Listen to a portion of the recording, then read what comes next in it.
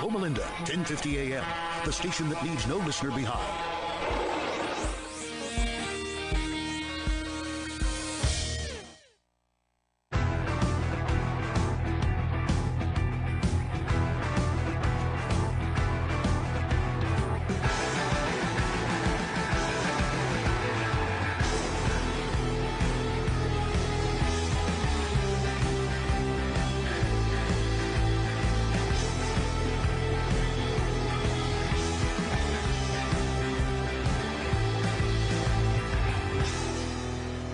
Hello and welcome to the Real Men of Real Estate radio show.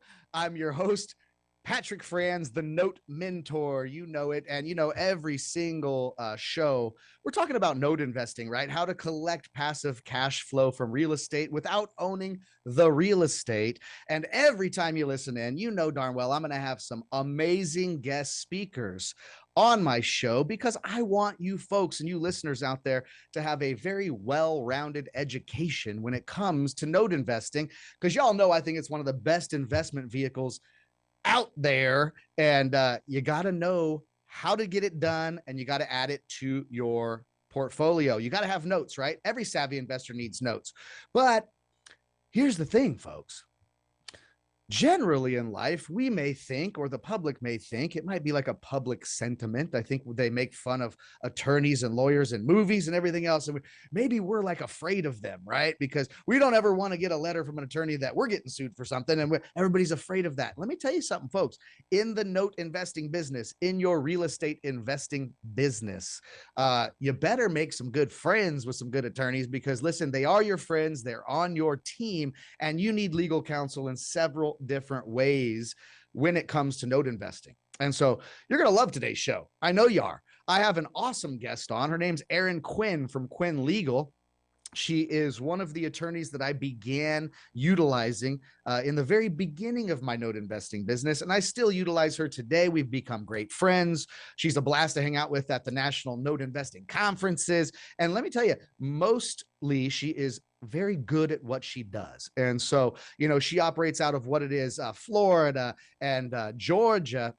And, you know, she's helped me with some pretty hard cases, some pretty amazing things where we've run into some things where we've gone, oh my God, and she's been able to handle it for me. And so she's a wonderful friend of mine and colleague in the space. And she is our guest today to help us learn a little bit about maybe some legalities and the importance of having the right legal counsel when dealing with mortgage notes. And how to go about handling maybe foreclosures and those things, the dirty words we don't like to talk about. So Erin Quinn is on my show today. Welcome into the show, Erin. Thank you so much for spending your time. I know you're at home. You got your daughter. This show's recorded for purposes of, she's in Florida, I'm in San Diego. Not going to get Erin into my real studio. And so thank you for sharing your time back from 2 conferences, taking care of the kids, still committing her time to my audience. And so thank you so much for coming on. Feel free to introduce yourself, because listen, I want you to tell this story that I love so much about you that I got all fascinated with. But it's like, you know, if you talk to somebody that's like now a successful heart surgeon, right? And a heart surgeon told you, and they said to you, you know, it's an amazing thing about me. When I was 3 years old, I always knew I wanted to be a heart surgeon. I would think that was a little strange, and I love that, but that is your story, right, Erin? It is. It is. Yes. And I don't even know how I come back from that introduction. I don't know what I feel like. I don't even know what to say. But so thank you for that introduction. And I'm glad to hear that you've been using me since the beginning of your no career. I did not know that, actually, just so you know. Yeah. But yeah, so I did threaten maybe to sue somebody when I was 3 years old on the bus. So that story, if you want me to go through that, is basically that when I was very young, I knew very early on that I wanted to be probably rich. I'm pretty sure it was probably to do with being rich. You know, I was like, oh my God, lawyers make a bunch of money. Don't know why that was at 3 years old, because most people don't even like remember what they had for breakfast at that age, but that's fine. And so I knew very early on that I wanted to have, you know, an education, and that I wanted to be a lawyer like some people that I knew. And when it came to my kindergarten year, I had to ride the bus to school every day. So the buses came and they actually stopped in front of your actual house. Like, I don't know if you have that out where you are, but when I was young, and we lived in a little rural town, everybody stopped at every line. So I got on the bus, and I don't know if I was trying to sit down next to somebody or whatever the case may be, but they somehow got my attention and they were not being very nice to me. And so I just threatened to sue them on the bus. And so, of course, they called my mom and, well, your daughter's, I don't know why that was a big deal. You'd think that they wouldn't have to like tell my mommy over it, but they did. So that's been a legendary story in my family because ultimately, yes, I did become an attorney just like I thought I wanted to when I was 3. So it's such an epic story though, right? So folks, I mean, I hope you're getting that, right? She's 3 years old. She already sort of knew she wanted to be a lawyer and attorney. She maybe thought because they were wealthy people and she wanted to be wealthy, whatever the 3-year-old fantasy was, but that's so cool, right? That she already had it like inside her that she wanted to be somebody like that. And then it comes down to just like a year or two later, she's in kindergarten. Somebody didn't treat her so nice on the school bus. And she said, well, listen, I hope you're ready to hear from my lawyer because I'm going to have a lawsuit on you. It's just such a funny story. Don't screw with me. I just love it. I just love it. Right. And like, guys, see, that's why she's on my team, right? Who doesn't want an attorney on your side that has had this in her since she was 3 years older in kindergarten? Come on now. I really do think I was born to do it. I still love it. Went to, obviously, I did have a little bit of waywardness when I was in high school. There was a point where I was like, why do all my friends know what they want to do with their lives, or don't know what they want to do with their lives, but I do. And so then I got like, oh, well, maybe I'll go to medical school instead of law school. Like, or maybe I need to give myself the option to go to either of those post-secondary education, places. And so I was like, okay, well, what I'm going to do then is I'm going to go to school and be a biology major. And I'm going to, because that way I can go to med school, but I can also go to law school with a biology major because I don't have many prereqs for law school. So, of course, I got to my actual sophomore year of college and I'm in this biology major and I'm getting the hang of all the science stuff and, all these things that I've got to learn. And then I got to organic chemistry, which is the classic weed out class for med school students, and realized I was definitely meant to be a lawyer. Not meant to be a doctor, meant to be a lawyer. There was no way that I was going to wrap my brain around all of those things. At least at that point in my life, I was not willing to put in that time to understand like my Russian professor and how he talked and how, all these little biology things he's doing on the screen or chemistry things he was doing. I couldn't. So it was done. It was solidified. Lawyer it is. Went to finish my degree, actually changed majors to criminology so I could do something that was fun because I love forensics, and then got my degree, went on to law school, all she wrote. So here we are. Unbelievable, right? So, interesting that, somebody has that passion. And then, of course, you get into the teenage years or whatever, you see other people doing other stuff and you might get drawn here, there. You don't quite know your path. You had the idea, but it clicked, right? So you had a couple of these classes where you were like, okay, some of that's not for me. Okay, got it. So I'm going to go with my passion I've always wanted to do. And when you got into it, right? So you get out of your schooling, which is hard enough as it is. And people think that when they get that college degree, that's going to set them free, boy. But you got that college degree and then you get out into the real world and you realize that it's not that easy to start your own law practice. It's not that easy to get in with a big firm or kind of get your career set on the right path. But you were able to do so. How did that look like when you got out of school? How did you start becoming somebody that was a player in the industry? So I think for me, the biggest thing that I tried to remember is to always take advantage of any opportunity that I was presented. So, I didn't grow up in a very wealthy family and I didn't have money backing me on, to an infinite extent. Like it was my student loans that were paying, for my degree. So, what really started is I got my 4-year degree. And once I got my 4-year degree, I was working in restaurants and, trying to figure out, I think I was just about to graduate actually with my 4-year degree when I was actually working at TGI Fridays in the Tampa International Airport. And I ran into a couple like kids like 18 years old and I can hear them talking about a law firm. I'm serving their table. And so I'm like, oh, what kind of law do you guys do? Because I'm really looking to get into a firm and get my foot in the door.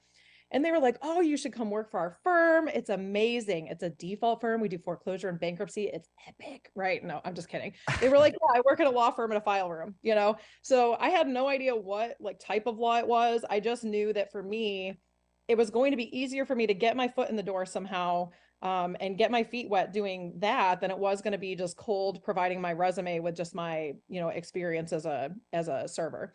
And of course that law firm, you know, I sent my resume in and they didn't call me, didn't write me. And the underlying thing here, just so you know, is that as a young person, and maybe a little bit as an adult too now, I have a line of naivete where it doesn't like quite calculate in my brain when I might be annoying people or they may be telling me no without telling me no. So I was literally calling them like every week asking for status of my resume, like were they going to hire me, were they not? And they were, you know, it was probably a few months later, they finally were like, Jesus, I'm just going to take this girl and interview her to get her off of my back, you know? So they did, and they ended up hiring me. I ended up being the receptionist in that law firm. So that's really how I ended up in this space, was just that pure chance happening. I was, you know, serving tables and ended up in this law firm doing foreclosure and bankruptcy. And that was in 2002.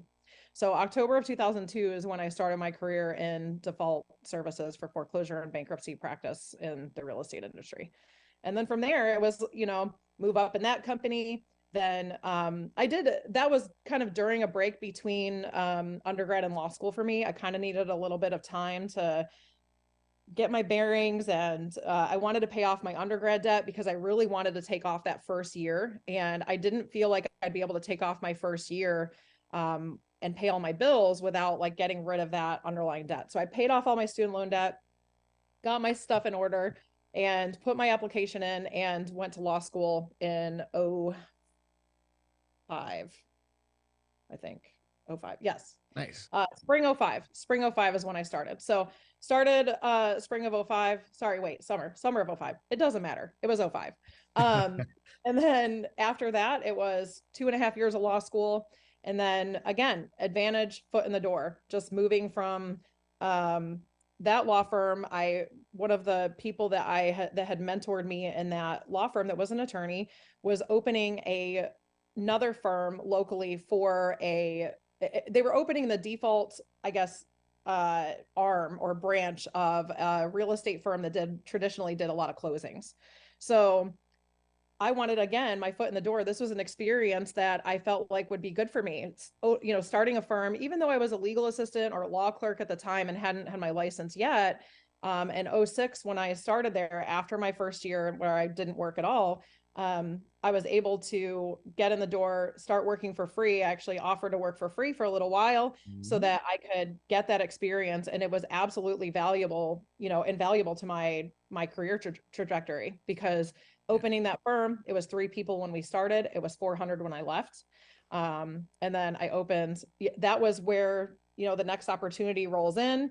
I get an opportunity for a bigger position and a bigger, you know, salary, and you know, move to open another law firm for another, it was a branch of a Texas-based default firm. So they wanted to move into Florida. So I did that. So everything has been very opportunistic and just, you know, what's my next step? Where do I see that opportunity? And can I make it happen when it's time?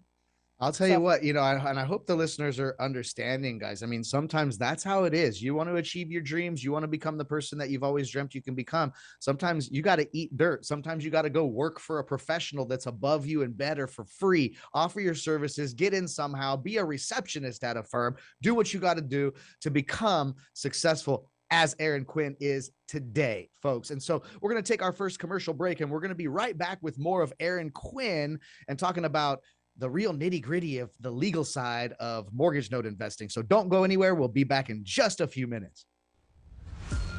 This is Steve Matley. Join me every Thursday at 3 p.m. right here on KCAA for Building Solid Foundations radio talk show. I spent decades as a professional construction manager, business owner, real estate developer, and a college educator, and I enjoy learning new things from other people. We talk a lot about real estate, business, and finance, but we cover a diverse range of other topics as well.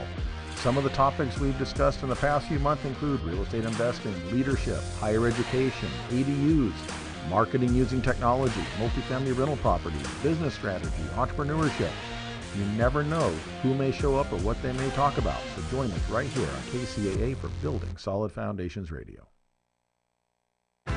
Hey guys, it's Damon, Mr. Foxy, Damon Hart, and I'm here with the Real Men of Real Estate. And I just want to say, hey, come and watch us this Sunday, 1 p.m. live, every Sunday. Okay, we're going to be on KCAA Radio, 1050 AM, 106.5 FM. If you got a minute, just tune in. We can't wait to have you here. I'm going to be there. If you can't make it on there, we're going to be at Roku TV, Amazon Fire TV, or Android app on Building Solid Foundations channel. So tune in. But you know what you got to do in the meantime. Keep it foxy.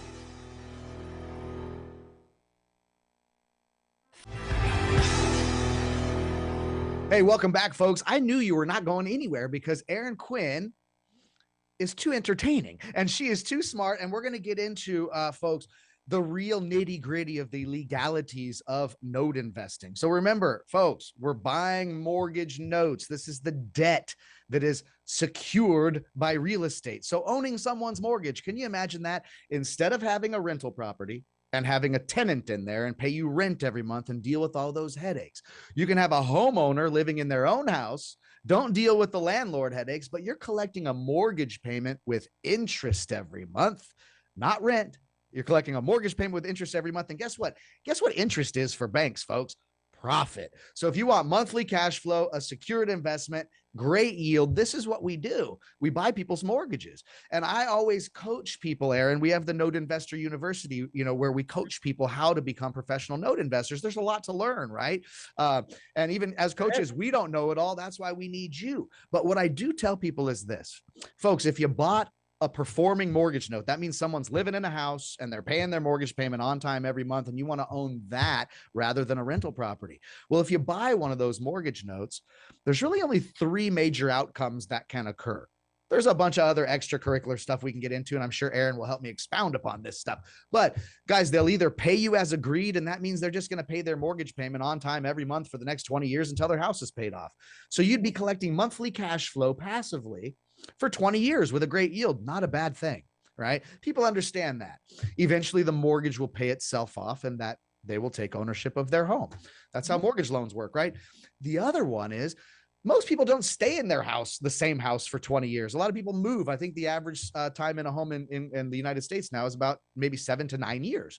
And so maybe they sell the house. Maybe they sell the house and they move to Florida, right? You always hear that a lot. Or maybe they just refinance with a new bank or whatever it is. In that second scenario, you as the owner of that debt would be paid off the balance of what they owe you, right? And so since we buy these notes at a bit of a discount, that looks good too, right? So someone could pay you as agreed forever until their loan pays off. They could sell the house or refinance and you get what's called early payoff and you get all the money you were owed up front at that time. But the third thing that most of our students get concerned with, Aaron, which is most of the time why we always call you, is, well, what if somebody who's living in the house decides to stop paying their mortgage and now you own that loan and there's no payments coming in? And goodness gracious, what do we do then? And that's like usually the fear factor, right? And so that's why I brought you on today. We're going to talk about a little bit about that fear factor. Is it really that scary? I mean, if you buy right and the numbers are right, you just have to go through a process, right? There's a litigious process you must go through called a foreclosure. Is that right? That is correct. And in what states do you help people when they need some help from a wonderful attorney like you, and they need your help? In what states can you offer your help in? So my firm is, I'm licensed in Florida and Georgia. So those are my two states. And then my partner is licensed in Massachusetts. So the three states that we do foreclosure and bankruptcy and any kind of other ancillary real estate matters are those three: for Florida, Georgia, Massachusetts. Yep. So guys, we own assets in these states, and whenever we have an issue, who do we call? Erin Quinn, no doubt. Right. But here's the deal. Like, why, I understand sometimes a newer note investor maybe has a fear of that, right? I mean, that could be the scariest thing, is somebody stops paying you and you have to go through this huge process and there's legal involved, and oh my God, I don't like those lawyer people. And people have these kind of things. Now it's exactly the opposite, isn't it? I mean, can you give us an idea of like what a process looks like, whether it's in Florida or Georgia where you specialize? But states differ, guys. So we're going to maybe give some blanket statements here. And you always want to check, if you're talking about a different state besides Florida and Georgia, which those two states also differ. But you always want to make sure that you're getting legal counsel advice that are in the communities and in the state in which you have the asset. But when we're talking about, like, let's say Florida and Georgia, even those two states you specialize in have their fair share of differences, and you can't operate the same. It's insanely different. So let's talk a little bit about it, right? Florida, boy, the mass exodus, all of us Californians, everybody from all over going to Florida. So let's talk about Florida. What's up with Florida? If I own a mortgage note in Florida, besides Florida being awesome. Yeah, well, besides it being awesome, yeah. But if I own a mortgage note and somebody stops paying there, right? There's got to be a certain timeline. There's got to be a certain procedure. I've got to be looking at a ton of extra cost, or I'm going to have to start writing Aaron Quinn some checks, right? But how does the time frame look in Florida? The cost, what's the process, and how easy or nasty really is it?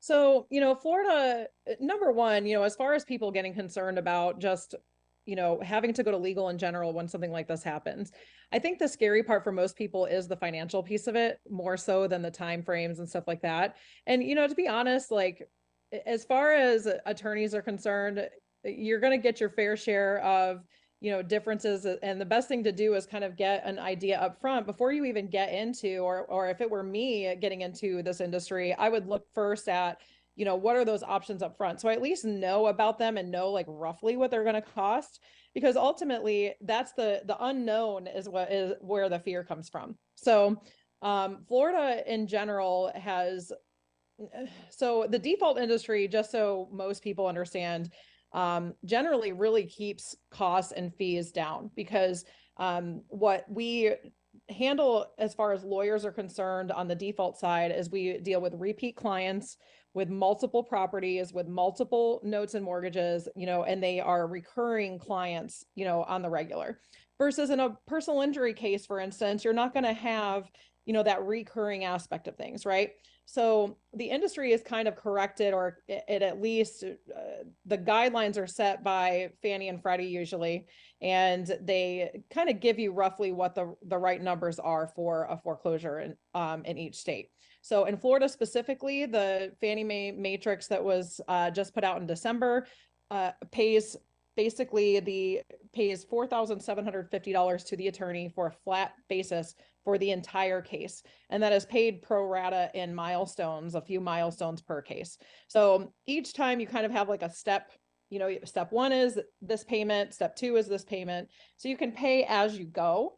But it is very front heavy. So that's something to remember. And that's just on the fees piece. So that's just what you pay the attorney to draft the documents, go to court, hold the auction, deal with the funds, all those kinds of things. Then you've got your cost aspect. So Florida in general, the clerks and the government decided to they realized that foreclosure can be a cash cow in Florida, I think. And so our filing fees that used to be, $400 per file period, now have a graduated filing fee system where if the loan is $50,000 or less, it's that $405, right? Which let's just face it, you're probably not finding a $50,000 house in Florida. But then the next is up to $250. And so $50 to $250 is a $905 filing fee. And then above $250 is $1905. So that graduated system can make your fees increase significantly. And really Florida is a lot 50% fees, 50% costs on an uncontested basis. So when I'm running through talking about this number, this 4,750, that's run of the mill, only uncontested, nothing crazy happens, no defensive pleadings, no needing to contest the foreclosure case. So you're probably looking at, roughly $1,000 to $2,000 for that filing fee, or what most of them are going to cost. And I would say in general, given service of process and like on all the ancillary fees that you have with a court case, you're probably looking at roughly $3,000 to $4,000 in costs. So it is not cheap. But that said, all of those fees are recoverable. So if you have equity in the property and you have enough to cover your mortgage, you're getting reimbursed that money. You're just going to have to front it until it's time. So that's your Florida. So Georgia on the other side is cheap as hell. Ooh, am I allowed to swear? I don't know if I'm allowed to swear. Beep. Beep. Florida or Georgia is cheaper. It's $1,900 for the attorney fees, and again, prorated fees. You have, you know, I think it's 3 milestones in Georgia, and then you've got your costs. So your costs are publication, a title search. You're maybe looking at $1,000 in cost. So those are much cheaper, but they're a non-judicial state, so that's why you don't have to go to court. You don't have to serve process. You know, actually physically serve people at the door. You don't have to find those people. And you don't have to draft a big complaint. You draft a couple documents and you send it out. And unless the borrower comes in and really contests the case, it goes forward without a hitch and you don't have to worry about any of it. So I was hearing like $7,000 to $8,000 in Florida if you need to go through a foreclosure with a borrower. Does that sound about right? Yeah, that's probably accurate. Yeah. And, you know, to be honest, and kind of just to give people a historical perspective of that, because I hear a lot of like, we pay you attorneys so much money, right? So in 2002, when I started in the industry, the fee was $1,200. And in 2007, I think, when I graduated law school, the fee was $1,300. So over a 5-year period, we got $100 raise. And the one thing that I can't, you know, the firm that I went to during law school and worked at for, you know, several years after law school, the owner of that firm was a big lobbyist of, you know, you need to give your attorneys a raise, like you're expecting too much. And the other thing too is regulatory, you know, regulation wise, we got the CFPB, the Dodd-Frank Act, all these acts and all these different things that were making the attorneys do much more than that base $1,200 action that they were doing in 2002. So really we've, you know, gained probably, and even then, like that $1,700 or that $1,200 was that way for a long time. So I think that, you know, even though we've tripled or, you know, quadrupled the fees, you know, since that point in time, you know, it really, to me, I almost feel like it's still a really good deal in Florida to foreclose for $5,000 when, at least on the fee side, because you're talking about overhead and, you know, the amount of hours, and the cases are roughly, in an uncontested case, you're looking at 6 months to a year to get it all the way through the case. So you're getting a 6 months to a year of time of the attorney's time and answering your questions and handling your matter, and you're getting the house back, and it's going to cost you, you know, $5,000 over that period of time for the actual. Yeah, and you get, you know, guys, what we teach at the NIU Note Investor University is this exact thing. You know, when you're doing due diligence prior to the purchase, you better have this stuff in there and say, hey, what if they stop paying? What's that going to look like financially and time wise for my investment? And we're going to get more into the depths of this conversation with Erin Quinn from Quinn Legal right when we come back from these wonderful messages from our sponsors. Don't go anywhere, folks. We'll be back in a minute. Looking to attract your target market without soliciting or doing the cold calling? Call Marie Waite and book your consultation. Branding gives you the power to create a unique and classy perception of your business for your target audience. A marketing plan without the right branding will always cost more, take longer, and tend to deliver subpar results compared to a well-branded business. Marie Waite is a branding strategist who formulates effective marketing and media programs to promote your business in building your name, brand, and legacy.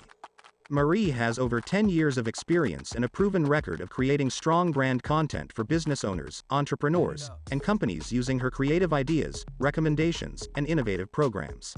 Book now at mariewaite.com or call her at 951-378-5316. 951-378-5316.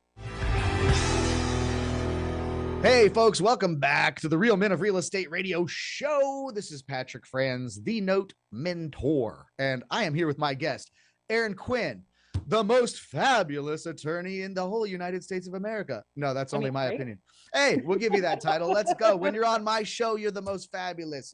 But before we left for that break, right, we were talking about foreclosure costs and, the evil prospect that maybe somebody if you're a mortgage note owner, right? One of your borrowers that's paying you that monthly mortgage payment, for some reason or another, things happen in people's lives. They go delinquent on their mortgage, right? And there's a few things we can do, folks. We can do a deed in lieu of foreclosure. If somebody wants to just deed the house over to us and walk away clean, they can do that. That's their choice. They have that choice. We can even offer a cash for keys situation. Maybe somebody got themselves in a bad financial situation, folks, and they might need some help financially to move, to hire a U-Haul, to put a deposit on their new place, or whatever it may be. There's all sort of options that we try to pursue as ethical note investors prior to making the phone call to Erin Quinn and saying, hey, Erin, we need to do a foreclosure action, right? And then, but Erin comes in, she's the pro you need in your corner, guys. The best boxers in the world heavyweight champion of the world, goes and he has a good corner team in his corner to make sure that they're taking care of him, and he can go out and swing and do this, but he needs that corner. And Erin Quinn is the one you want in your corner if you're in Florida or Georgia. So let's get into this, Erin. You know, we were talking about, man, we chit-chatted just during the break there while our sponsors were giving their wonderful message to our audience.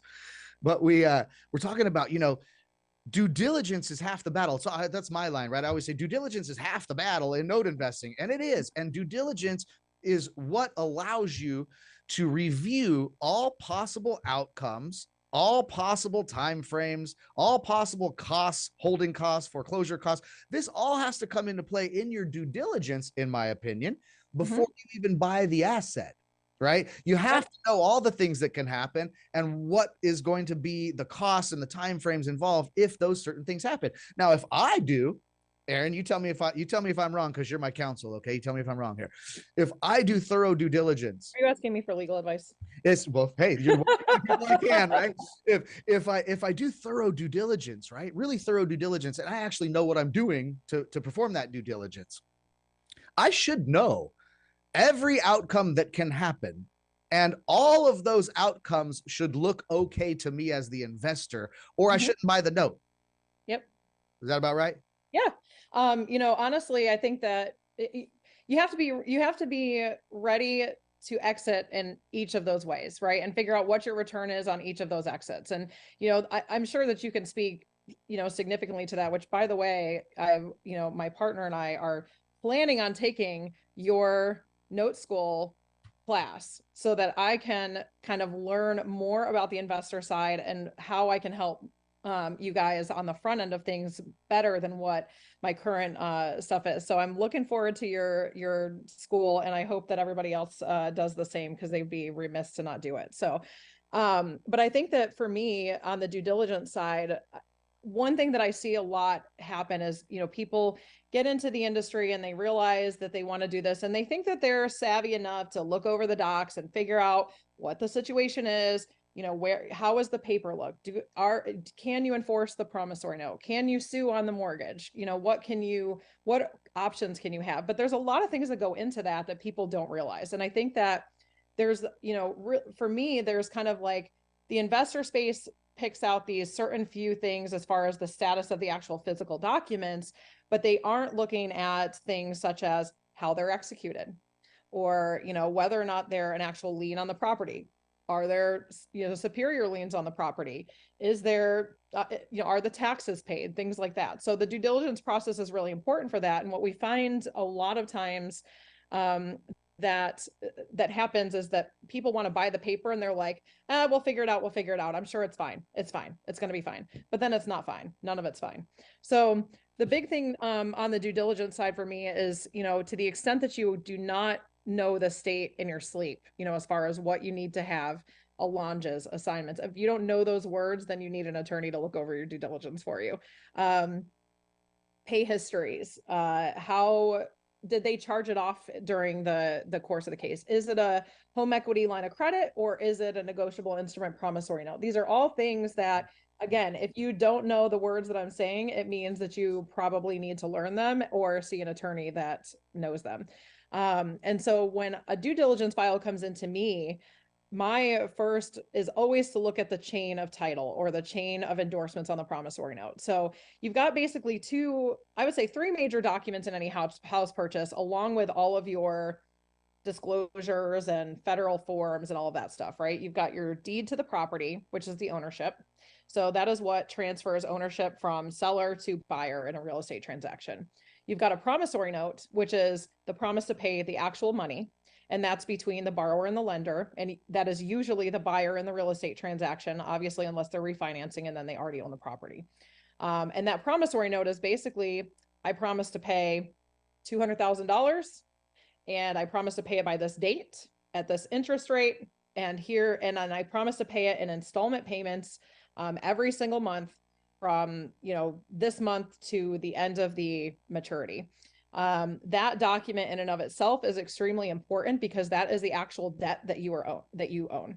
And this is, again, caveating, this is Florida and Georgia. It could be different in other states. I don't know. I would think that they would all have that same rule because a negotiable instrument is a negotiable instrument, promissory note is a promissory note. But just make sure that if you are in other states that you're confirming that that's the case if it is important to your situation. And then the mortgage, and all the mortgage is a tether from the money to the property, from the money to the deed. So that mortgage basically connects the ownership of the property and the note together and says, if I don't pay that money back that the lender gave me to buy this property, then the lender can take it back. So that tether is what is the meat and potatoes of a mortgage foreclosure case. Yeah. Promissory note, again, super important because that's your debt, but having that mortgage, that's your secured interest in the property. And that's what allows you to take the property instead of having to sue them on the note. So those two documents in general, the note and the mortgage are the two documents that I look at to see, can my client investor foreclose? And so I look at the note and I say, okay, it's payable to ABC Bank. Did ABC Bank make it payable to my client? That's what an endorsement is. It takes the loan or the note from party one to party two. It's a transfer. It's a negotiation. All those words are kind of used the same in the legal industry. And that endorsement and having a full chain. So A to B, B to C, C to D, not A to D or A to B and then C to D. I don't know if that is going to be confusing. Yeah, well, I mean, I could even tie in like so if somebody, let me tell you, if you own a home, right? If somebody's on here listening, you own a home, right? Some of this is sounding foreign to you, right? Make it simple. You own a home and you originally got your 30-year mortgage with Wells Fargo and you've been living at your house, paying your mortgage payment on time every month, everything's hunky-dory for about a year or two. And all of a sudden you get a letter in the mail that says Wells Fargo no longer has your mortgage. Now it's Bank of America. So you better start sending your mortgage payments to Bank of America every month. And some homeowners can feel that, right? Well, that was a transfer of your mortgage debt. One bank transferred your mortgage debt that you owed to another bank and you got that letter, right? So what Aaron is trying to say is maybe there are some of these mortgages that have been transferred 7 different times. A bank, Wells Fargo to Bank of America to who knows. And there is a chain or a list, I guess you can call it for layman's terms, but there's a list of owners that have owned that and that has to be accounted for, the proper transfer docs and such like that. None of that can be out of it. And in your scenario, what it would be is, you take the loan out with Wells Fargo sells the debt. At that point, they actually have to pay to the order of Bank of America. Yeah. And that's what an endorsement is just pay to the order of Bank of America. And that is a negotiation or a transfer of the instrument. And that's usually done in the form of a legal document called an allonge. And an allonge and an endorsement are essentially the same thing, just the allonge is a different piece of paper. So that is what that transfer or that negotiation of that document is what allows you to do the foreclosure. And then in addition to that, the mortgage also transfers a certain way. So it transfers by assignment. So just like you would have an endorsement from Wells Fargo and Bank of America, in our example, you would also have an assignment from Wells Fargo to Bank of America. And that would be recorded in the public record so that everybody knows who the mortgage company is at that current time. Yeah. And so those 2 documents are part of the due diligence process. That we're kind of getting in the weeds here a little bit on those documents, but those are the first 2 things we look at, right? From there, it's, did they provide you a payment history? And you kind of go through this list of what could go wrong if I were, if I buy this debt, what could go wrong? Like what would I need to prove that this person owes me the money? And so all the documents that you need to prove that that person owes you the money is what you should have in the due diligence package. And status of your borrowers. Did they file bankruptcy? Do they still live in the house? Like there's all kinds of different, and to that extent, I think that due diligence is also investor specific, right? Because you, Patrick, as a note investor might have certain criteria that you look at, and then there might be certain things you don't care about. And then the other thing, for instance, maybe Desi looks at a note, and Desi, another note investor, and Desi sees something completely different, and the note's okay for him, but it's not okay for Patrick because it doesn't fit Patrick's portfolio and kind of what he wants for his business, but it fits better in Desi. So each person isn't going to have just the same criteria in that instance. So it's very important to figure out what your criteria is, but there's always going to be certain things that every single loan you're going to want to have. Yeah. I mean, when we get into this, we start teaching students over at the Note Investor University, we're saying, look, one of the things we have to start with is the education piece. Because if you don't know, you don't know. Once you get educated and you want to be a doer, one of the first things we do with folks as students, Aaron, is we help them to figure out their own personal investment criteria, because that's different for everybody based on where you want to go within the next 3 to 5 years. Do you want a fast acceleration of capital growth? Do you want monthly cash flow to retire now? Where are you at, and what do you want this business to do for you? And it's like, look, it's all different. It's all individual. You set up your own personal investment criteria.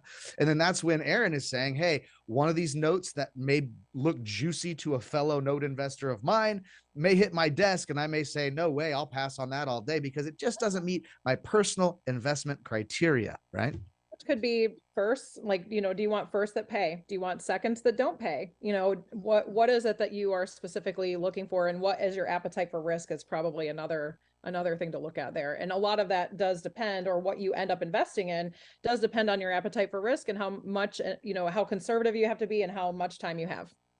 And I'm going to ask you this, right? I know that I've always utilized your services as a skilled note investor. When I've already had a note in my portfolio for a while, it goes delinquent, it's giving me trouble, whatever. I'm like, Aaron, what's up? I need help with this one, right?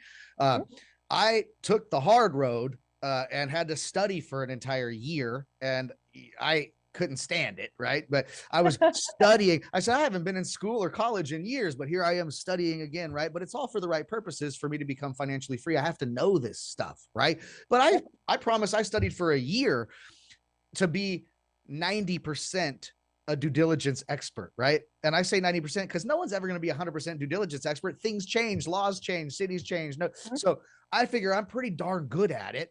But what if somebody is more of a beginner and they haven't taken the time? I mean, could I have a note that I want to buy, and then I'm like, but I need help with this due diligence, man. I need somebody like Aaron who can help me read through these docs and figure out what I have here before I buy it. Can you help do pre-due diligence before somebody buys an asset like this? Absolutely. So, that is one of the services the firm offers. And, I know that having an expert in a certain state that you're looking at, especially with some investors that are nationwide, or like you said, getting into your first one, nationwide investors, they don't have time to know all the rules. They don't want to know all the rules. They want somebody that has the time to look through it and knows all the rules to deal with it. And that's where I come in. Yes. So, and I'm going to tell you this, if you want to get to be a pro and you want to study and do like I did, that's what we teach you at the Note Investor University. Go check out the website. You can be a pro, but most people don't want to do that. It's tough stuff and it takes a lot to learn. So you want somebody like Aaron Quinn in your corner. And when we come back from this last commercial break, we're going to show you what services Aaron Quinn and her firm can provide for you and how you can get a hold of her if you have questions on any of this stuff. And let me tell you, she's somebody good, like I said, to have in your corner, guys. So you're going to want to hang out. Don't go anywhere. We'll be right back in just a few minutes. Looking to attract your target market without soliciting or doing the cold calling? Call Marie Waite and book your consultation. Branding gives you the power to create a unique and classy perception of your business for your target audience. A marketing plan without the right branding will always cost more, take longer, and tend to deliver subpar results compared to a well-branded business. Marie Waite is a branding strategist who formulates effective marketing and media programs to promote your business in building your name, brand, and legacy. Marie has over 10 years of experience and a proven record of creating strong brand content for business owners, entrepreneurs, and companies using her creative ideas, recommendations, and innovative programs. Book now at mariewaite.com or call her at 951-378-5316, 951-378-5316. Folks, hey, welcome back. Real Men of Real Estate Radio Show. Patrick Franz, the Note Mentor. with my guest, Aaron Quinn from Quinn Legal. You guys have been hearing about, how complicated note investing may seem to some of you at this point who are brand new to this. Not as complicated as parenting, though, apparently. Not as complicated as parenting, as us parents know very well, right? So, Aaron, you've been so nice to share all this with us, and I want people to know that, yes, you can help them on due diligence, right? If somebody wants to buy one of these mortgage notes, if they get into it, say, I'm going to buy that note, it looks really juicy, but they need somebody who's really skilled in Florida or Georgia, who's next to those laws daily. And Massachusetts, yes, forgive me, and Massachusetts, in order to help them do due diligence, you can do that, right? And we covered that last segment. So that's awesome, right? You go, hey, Aaron, I'll pay you whatever you need to save me death or loss of money in the future, right? So before I buy this and get myself into a stinky situation, help me make sure we comb over everything and look at it and make sure I'm not doing anything stupid, right? And that's why attorneys are our friends in this industry, folks, our friends. But there's a bunch of other stuff you do, right? Florida, Georgia, Massachusetts, right? One of the things I use you for is foreclosure, and that's something you specialize in, right? Yes. Yeah. I've been working in foreclosure for the entirety of my career. So 21 years already. It's crazy. That. And that, absolutely. I've done it from a legal assistant perspective. I pretty much drank and breathed foreclosure and bankruptcy for the entirety of my career. So, and I do have a great team behind me. I'm trying to spend more time out with my clients and the people that, I need to be talking with versus actually in the files. But my team that I've built behind me is really strong, and they're also very experienced. I have an assistant that's been with me for 10 years, and she's the best thing that ever happened to me besides my kids and my husband. And I have to caveat that. And so, we can absolutely help in any situation like that. Yeah. And, it takes, I guess the way to say this is, my mentor, when I learned in the note space, said that, remember, Patrick, we're not in the real estate space anymore, right? So it was sort of like, we ain't in Kansas no more, Toto, that kind of thing. And it was like, well, what do you mean by that? He says, we're literally in the paper business. Yep. No more tenants and toilets. Yeah. And since we're investing in paper, really the promissory note is paper, the mortgage is paper, these transfer docs, it's all paper. So like, as a note investor, which seems really strange to real estate people, we can walk up and we can kick the house and make sure it's still standing there, right? There it is. That's the asset. Our asset we buy as mortgage note investors looks kind of like this. You get a file of paperwork. So we're investing in paper, folks. And my partner said this, Aaron, and I think that you're proving this to be very true. He said, Patrick, if you're going to become a professional at investing in paper, you better get really, really good at reading through the paper you're buying. Right. Simple enough, right? But it's like, you would do such thorough due diligence on a house. If you're going to go buy a rental house, you'd have an inspector in there inspecting everything, the pipes. You would know what you're buying, right? And if you're not going to do due diligence, you might as well just go throw it in your fireplace. Forget about it, right? Forget about it. Yeah, there are unscrupulous sellers in this space, guys. We talk about note investing a lot, or at least I do, that it's dreamy, right? A lot of people think, oh, it's too good to be true. It is, guys. It's one of the best investment vehicles I've ever seen, if you're able to perform the due diligence and buy right. If not, trust me, folks, you can lose money in this investment like any other investment, and it can take a lot of your time as well, and time is money, right? And so when we talk about having Aaron on our team, go ahead. It'll take one time of somebody having somebody file bankruptcy, have a second stripped off a property, and something that they bought that they thought was secured is not. And the next thing you know, you're throwing the paper in the garbage because it's not worth anything. So it's definitely very important to have that front end situation handled. I think I just had a nightmare about that last night. I think what you were just describing. It is that way though. And I'm going to tell you what, folks, even just the language, like the way a paragraph is written, the wording in the way it's written can mean a heck of a lot when it comes to foreclosure processes and things like that. So the number one thing, guys, if you're going to get into note investing, right, you got to get your education somewhere. Right. I studied for a whole year before doing anything. I studied for a whole year. Right. And I suggest you do something similar. You may be a lot smarter than me and be able to get that kind of same studying done in 3 or 6 months.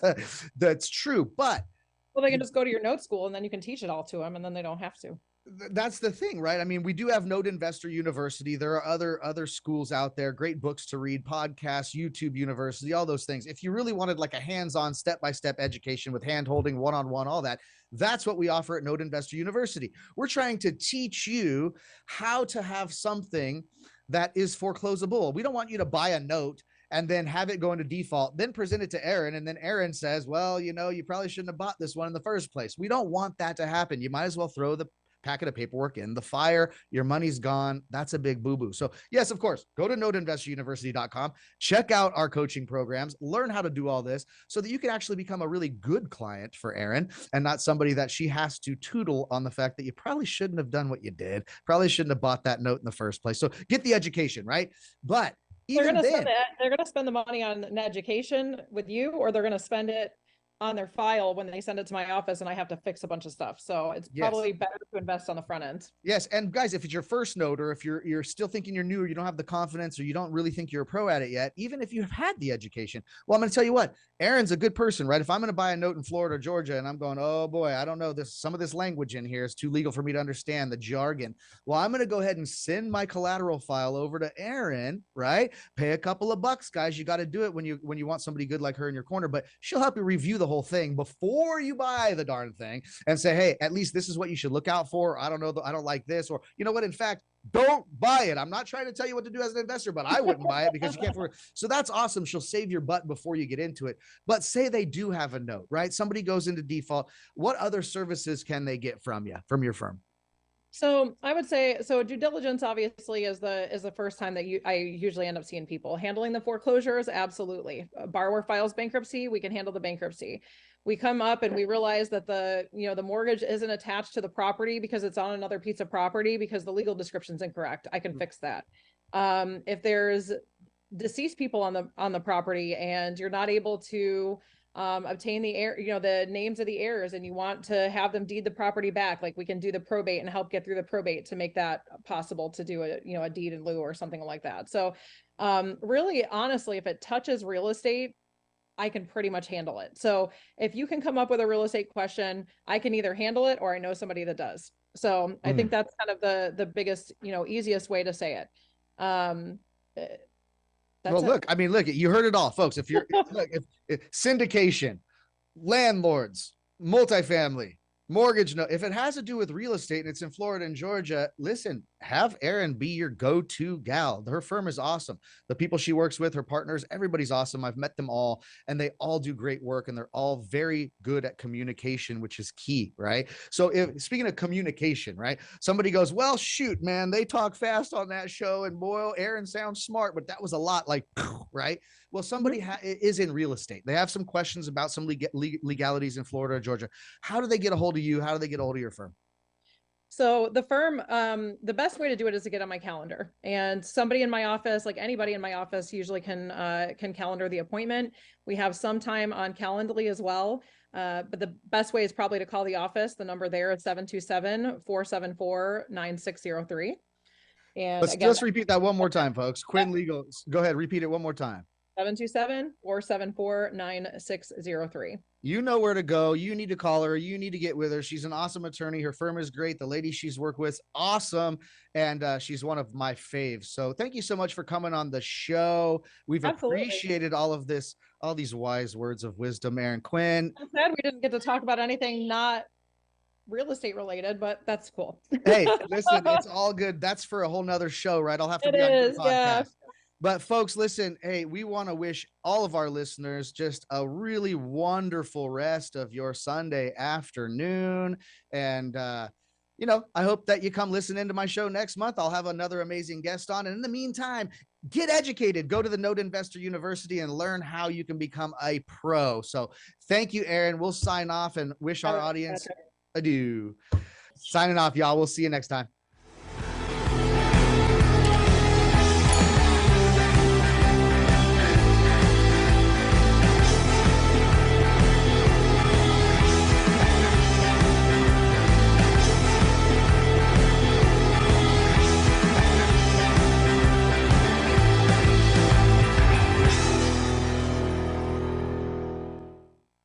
KCAA Loma Linda, your CNBC news station. where your business